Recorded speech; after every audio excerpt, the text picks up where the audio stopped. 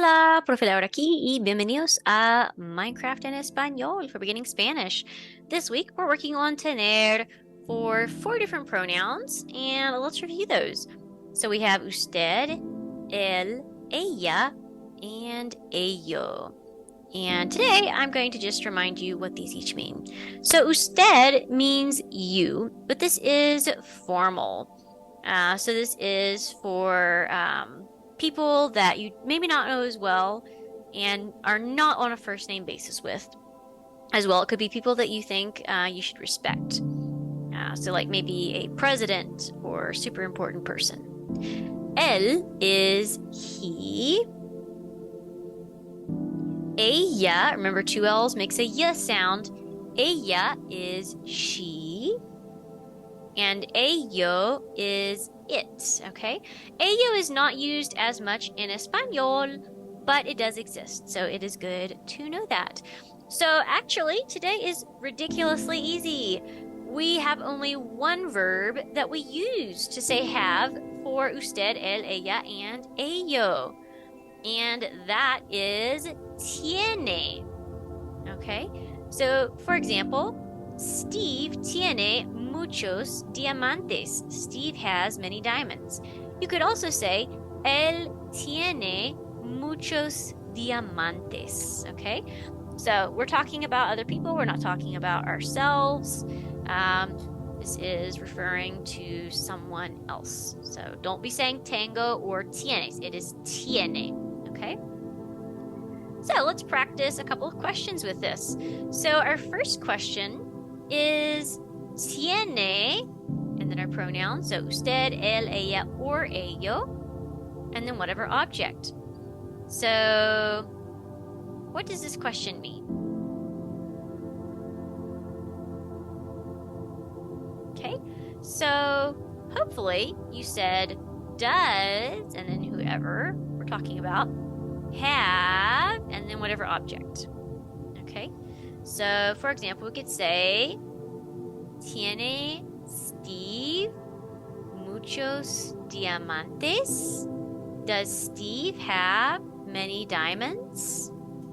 Okay, and in this case, we would say, sí, él tiene muchos diamantes. Okay, I'm going to do another example to just kind of help you out here. So, for example, we could say, tiene ella, we'll do un cerdo. Does she have a pig? And then you can decide how you want to answer. You could say, sí, ella tiene un cerdo.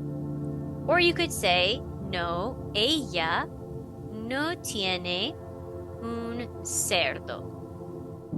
Okay, you can decide however you want to finish that. Okay, so we just did cerdo. Pause the video, take a moment, ask and answer questions using the remaining mobs in the white box. Okay, and so pause the video. When you're done, you can unpause and I will remind you the names of all of these mobs or possibly objects.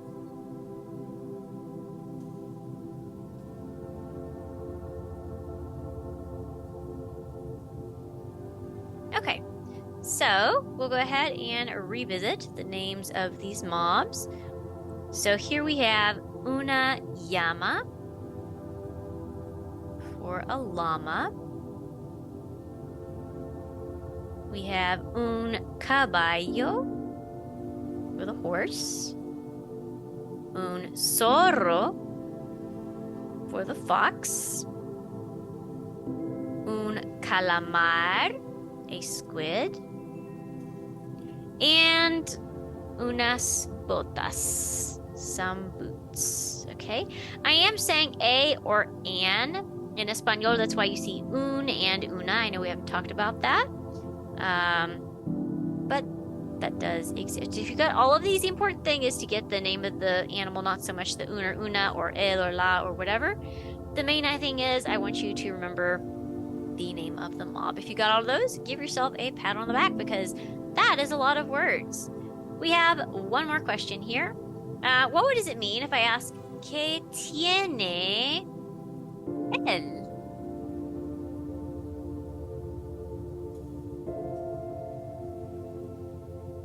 Okay, hopefully you said that means what does he have? Okay, and once more, I want us to use these objects in this long white box right here. And I'm going to start with an example. I'm going to do a harder one so that it's a little bit easy for you. So let's do a compass. So, ¿qué tiene él? Él tiene una brújula. He has a compass. Okay, so you can form whatever questions you'd like. You don't have to use él. You could say ¿Qué tiene ella? ¿Qué tiene usted? ¿Qué tiene ello? Anyone that you want.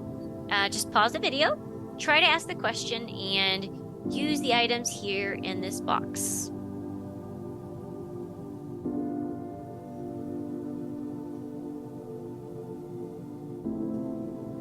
All right, so I'm going to go ahead and tell you the answers, what these different items are. This is una flecha, an arrow, un arco, a bow, el hierro. We've talked about iron so much, I'm pretty sure most of you know this one. El oro, that would be gold. And then we have el hacha. Okay. And as I mentioned, the main thing is I just want you to remember the base word here. If you are still not getting una, un, el, la, right, don't worry, that will come with time. It just takes a lot of practice. The important thing is remembering the main part of the word. If you remember the main part of the word, that is fantastic. Muy bien, we have come to the end of today's review. As always, muchas gracias por venir al repaso. Thanks so much for checking out this review. Y nos vemos en la clase. ¡Feliz fin de semana! Happy weekend!